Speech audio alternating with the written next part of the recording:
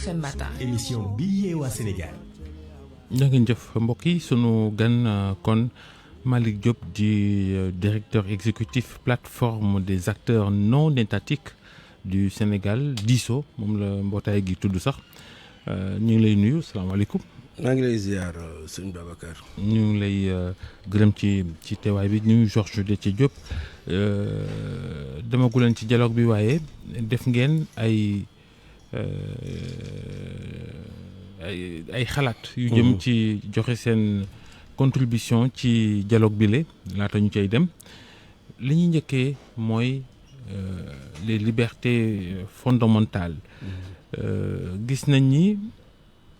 fii ci Sénégal fii nu toll ci jamono ji liberté yi lu menacé wu la. waaw maa ngi ziar sëñ Babacar di ziar Georges di nuyu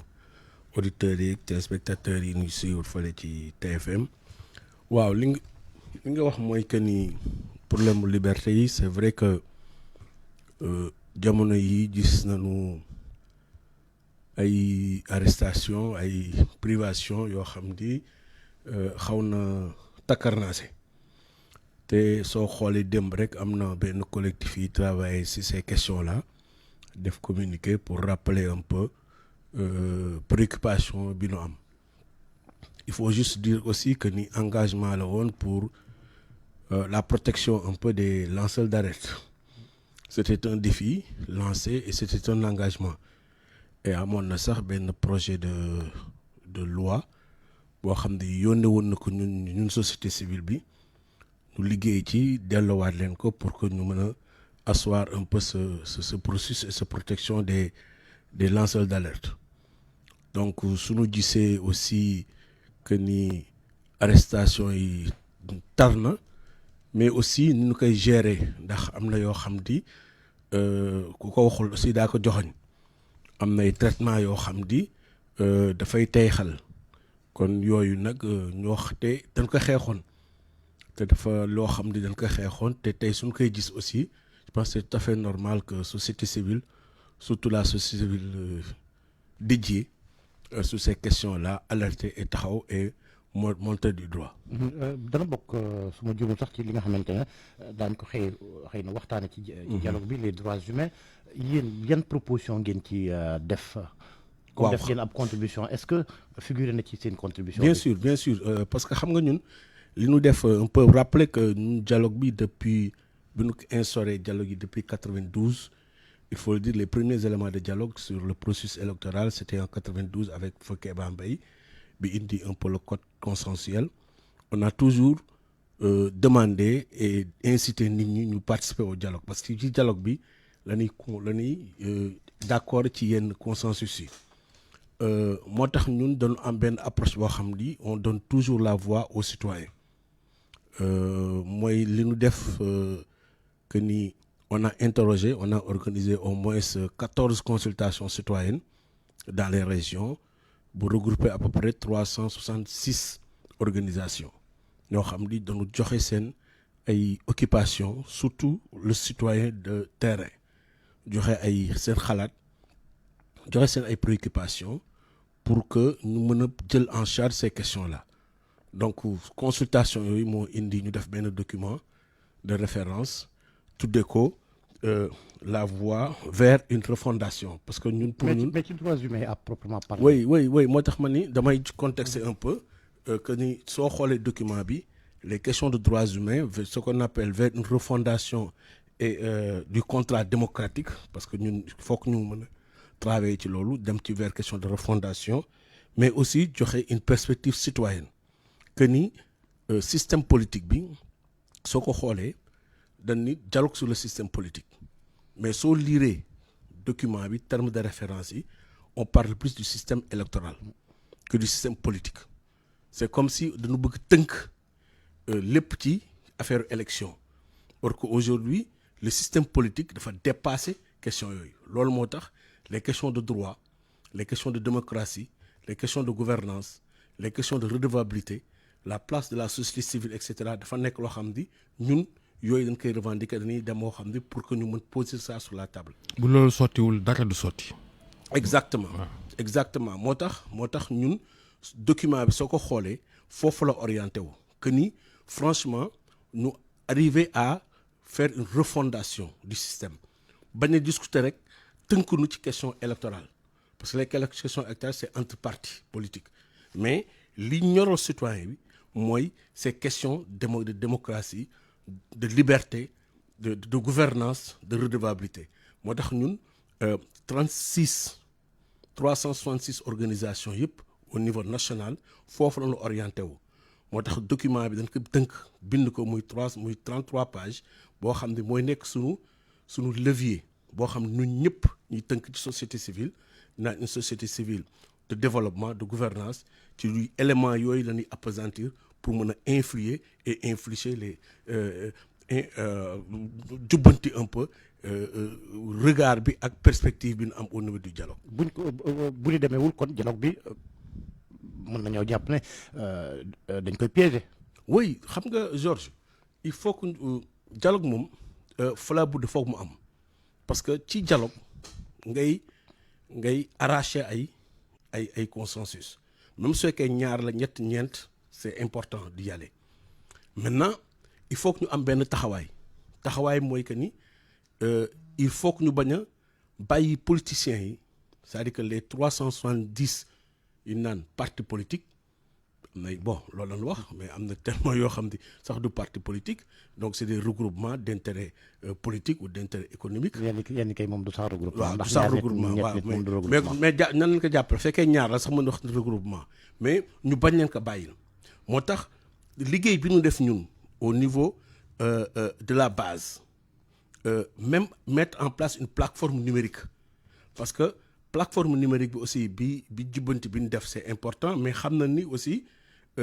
risque bi am ak orientation bi ñu am ak limite bi muy am même c'est très bien mais c'est orienté vers aussi des cibles mais ñun dañ def beneen plateforme numérique boo xam ni c'est orienté vers le citoyen. justement politiciens yi moomuñu Sénégal. moomuñu ko mais ci lañ bokk politiciens yi moomuñu Sénégal mais ci lañ bokk ñun tamit moomuñu Sénégal mais ci lañ bokk kon ku nekk sa responsabilité ak sa rôle dañ ko war mën a taxawal moo tax même benn revendication boo xam ne tey dañ ko war a porter ci dialogue mooy nan la société civile wala taxawee parce que ñun tamit war nañu xoolaat suñu taxawaay war nañu xoolaat suñu jàngat kon ces éléments là dañ ko war mën taxaw soo xoolee par exemple ci pays anglophone yi la société civile mel na ko constitutionnalisée xam nga société civile fii c'est comme si dañ ko tolérer c'est une forte tolérance parce que soo liiree ci charte yi ci éléments yi doo gis fenn pour ni société civile amul charte de gouvernance amul charte démocratique amul charte de la société civile même constitution amul société donc duñ fay société civile donc c'est des ay moments la yoo xam ne franchement il faut que ñu taxaw pour mën a arracher des poser les vrais débats les véritables questions yoo xam ne moom la nit ñi di wax que bu ma nekk arrangement entre politique pour régler seen ay problèmes uniquement politiques donc loolu nag liggéey la boo xam ne ñun def nañu ko maintenant c'est à nous maintenant de s'organiser société civile yi organiser wu pour que politiciens yi aussi bañ leen ko bàyyil bañ rek ñu nekk ay problèmes politiciens que ni première réflexion bi ñu def Georges ci terme de référence yi c'était de dire au ministère mais yéen yeneen système politique mais li ngeen wax yëpp système électoral la donc nañ ko orienté nañ ko taxawaat parce que mun na wax nan leen wax ci wax politique ngeen wax rek élection donc ça aussi c'est des orientations yoo xam ne fortes yoo xam ne ñun dañ ko war jël en charge avec les politiques. sànq ñu ngi wax ci waxi droits humains am na li nga ci souligner bu baax parce que am na li nga xamante ne yéen a ngi ko doon xeex démb te muy am tey ak daanaka 2 poids 2 mesures yi nga xamante ne ñooy am au moment où on va en dialogue ñu convoqué ko yàgg na ñu annoncé ko plutôt yàgg na te loolu bàyyiñ ko est-ce que kilifa yi waroon woon teg ay signaux yi nga xamante ne dana tax peut-être xel yi dal ñu naan fii la ñuy jublu nañu wàññi yenn yi. waaw xam nga man c'est que ak politique yi li ma jaaxal ci ñoom mooy dafa mel ne duñu jàng li passé c'est-à-dire que dañu am li naan dañu amnésie parce que li nu bëgg ak seen préoccupation am na yoo question yoo xam di man pour man suñu bi ñu dépassé élection yi waratuñu ko sax poser waratuñu sax discuter les questions de liberté les questions d'expression les questions c'est-à-dire que li nga xam ne moo on va être terre à terre si vous voulez parce que Abdou Nguer Assane Diouf li ñu def baax naam baaxul li ñu leen yóbbee kaso teguwul ci yoon instruction lañ leen yóbbu wala waroon leen yóbbu flagrant délit loolu politiciens yi ñoo dugal seen loxo ci justice mu demee noonu ñii falu ñoo dugal seen loxo ci justice mu demee noonu. oui loolu daal soo déggee cas par cas mën nañ ci dugg mais ce qui est sûr mooy que le principe bi nga xam ni appliqué nañ ko nee na ni le même principe doit valoir pour tout le monde yaa ngi wax muy Abdou Nguer muy keneen mais. tey même Abdou Nguer muy keneen muy. ñi faree ci Pastef dañ leen dugal rek génne leen atte leen atte su ndaw ñu yem ñibbi. mais loolu lañ doon xeex lu naan kumba am ndey kumba amul ndey donc suñu reprendre le même les mêmes procédés les mêmes pratiques c'est inquiétant c'est que même soo ko xoolee même suñu nañu wax même yaa ngi wax même lu mu tudd Mansour Faye aussi c'est-à-dire que li nu bañal nii lañ ko bañal c'est ça la réalité loolu moo fi nekk donc mënoo ni aussi ni da nga bëgg ni dans une approche que ni da ngay def caution récupérer les deniers publics le même principe nga bañal ko ni nangul ko nii donc am na leen loolu yooyu mooy indi jiixi jaaxa ci citoyens yi te citoyens yi ñoo raw politique yi citoyens yi ñoo raw politique ku nekk xam nga li jaadoog li jaadoowul li war ak li warul nit ñi nag nañu toog di observer mais à un certain moment danay yegg foo xam ne li naan leur niveau le niveau d'indignation soo ko atteindre nag ñoom nag citoyens yi xam nañu seen bopp loolu aussi il faut que ñu koy dañ naan soo xoolee par exemple Abdoulaye Wade bi mu daan def daan bàyyi ko góor gi liggéey mais bi ñu waree taxawal jàmbaarloo ko Abdoulaye dañu taxaw jàmbaarloo ko Abdoulaye Wade Macky la même chose ñii tamit la même chose te ngeen donc il faut que ñu bañ arrivé ci il faut que ñu jàngat yooyu c'est-à-dire que nos dirigeants il faut que ñuy jàngat yooyu ba nga xam ne par exemple que ni injustice ak nu mu mënti demee tôt ou tard nit ñi dañuy taxaw. La justice des vainqueurs. Et là il faut éviter ces questions-là franchement il faut éviter et ça commence maintenant à s'accumuler et que soo accumuler wu nag nit ñi dañuy poser ay questions reddition des comptes il faut le faire dërëm bu ñu ko xeebal Sénégal parce que dërëmu Sénégal mais nañu def de telle sorte que ni ñu koy récupérer ni ñu koy defee mu nekk loo xam ni du nekk kumba am ndey ak kumba amul ndey du nekk fayonte du nekk la justice des vainqueurs ou bien loo xam ni dañuy jàpp ni man maa am doole tey defoon nañ ma ko bee passé daaw ren damay taxaw ni day faju donc yooyu je pense que yooyu mooy indi ay jiix jaaxa ci comportement wu actuellement gouvernement bi. ci dialogue politique bi xam naa ne peut-être dana am la nga xam ne danañ ko fa tënk. loolu leer la ndax looloo sabab ndaje wi ab consensus am ci yenn ay poñ wala bokk bu fekkee ne sax du ci yëpp mais le problème qui se pose moo di application. ak ay recommandations nga xam ne ñooy tukkee ci waxtaan yu ni mel gis nañ ko ci Macky gis nañ ko ay. lu yàgg ban stratégie la société civile yéen fas yéene teg ngir gunge mise en œuvre liy tukkee ci dialogue bi. D'abord topp ñu gën a taxaw ñun en tant que suñu rôle société civile mooy il faut que ñu éviter nekk en collision avec les partis politiques je pense que suñu nekkee trop en collision avec les politiciens. suñu taxawaay dafay des. kon am na ci yéen. non il faut que ñu éviter loolu. c'est que collision bi dafa ñu ko war a éviter parce que loolu mooy taxaw aussi ñu mën a taxaw équidistance taxaw aussi. ci côté citoyen y a un problème ci facilitateur bi ñu tabb APR parti Macky Sall da ko jiiñ ñi dafa day jàppale Pastef. par exemple. xam naa ni bon on n'a pas assez d'éléments pour apprécier mais c'est une question qui est là. non xam nga mën naa wax docteur Cheikh Gueye parce que ñooy liggéeyandoo guddeeg bëccëg docteur Cheikh Gueye ça fait plus de 30 ans qu'on travaille ensemble on était ensemble à ENDA donc on était ensemble à ENDA et depuis 10 ans aussi ñooy travailler ci processus bi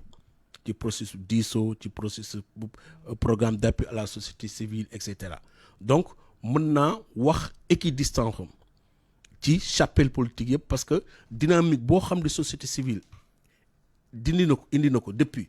muy cadre muy la charte sur la bonne gouvernance muy la charte contre les violences et cetera je pense que ni am na ci taxawaay bu am solo kon ñun dañuy saluer équidistance am ak jàppale ko maintenant politiciens yi nag xam nga politiciens yi moom kenn jubul ci ñoom kenn c'est-à-dire que soo fi indi woon sax kenn je pense que même sallallahu alayhi wa sallam daan xool ñu ngi koy taxale mais je pense que rôle am kenn mënu ko jiiñ ci dara maintenant mën na am nag les stratégies politiciennes boo xam di par exemple da leen koy nangul man ku nekk dama la koy nangul comme ñoom li taxaw ni tey nii demoon ci dialogue bi nangul na leen koy nangul parce que c'est des stratégies politiques moo tax ma ni collision bi société civile di éviter mooy loolu ban dugg ci seen jeu politique kii bokkul xaaral ma def lii munoo bokk non yooyu c'est des choses yoo xam ni nanu bàyyi les jeux politiques régler les questions des jeux politiciens que ñun taxawaayu citoyenneté. mais li Georges doon wax sànq recommandation yi au-delà de recommandation yi sax li nga xam ni moom la parti au pouvoir PASTEF bëgg jàllale ci dialogue bi réforme institutionnelle dooleel premier ministre par exemple est-ce que ça quand même ça se fait ça. xam nga en réalité tey moi je pense que ni ñun li ñu wax nañ ko document bi li ñuy constaté mooy super exécutivisme c'est-à-dire que c'est exécutif moo am doole équilibre des pouvoirs c'est du wàññi président jox premier ministre toujours ñoo ngi ci exécutif. problème bi am mooy le super exécutisme c'est que exécutif li mu jël doole bi ba fees fépp donc problème bi du wàññi pouvoir président jox ko premier ministre mais nan niy wàññee pouvoir exécutif wala jox ko yeneen pouvoir yi wala dooleel yeneen pouvoir yi ba mu am équilibre mais suñu bëggee jàpp ni équilibre pouvoir mooy que ni wàññi simi Paul jox Jean. benn la donc du voilà on est toujours dans l'exécutif un exécutif fort loolu du régler problème bi kon ñun li ñuy wax mooy nañu équilibrer les pouvoirs tey assemblée nañ ko war mën a gën dooleel ci pouvoir de nomination yi de pouvoir désignation yi tey nan nañu mën a asseoir def la telle sorte que le pouvoir judiciaire gën a mën a taxaw parce que li juge dem wax nañ ci bàyyi xel bi mu naan la justice a démissionné tey mun la est ridiculisé il faut que aussi ñu mën a jàngat ci yooyu. c'est très fort extrêmement fort. bu mu koy wax bi mu wax la justice a démissionné les gens n'avaient pas perçu li muy waxoon tey soo waxee aussi c'est ridiculisé bu nan percevoir ces éléments là. xanaa dialogue bi comme njiitu réew mi signé woon na charte de bonne gouvernance bi poñ ya fa nekk te bokk ci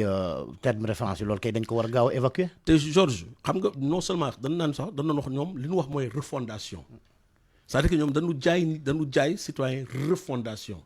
taxawaay bu bees soo daan da ngay refonder nag il faut que nga am ay éléments yoo xam di dem ci loolu mu am perspective vraiment de refondation mais pas de réforme ou de réformette ou bien de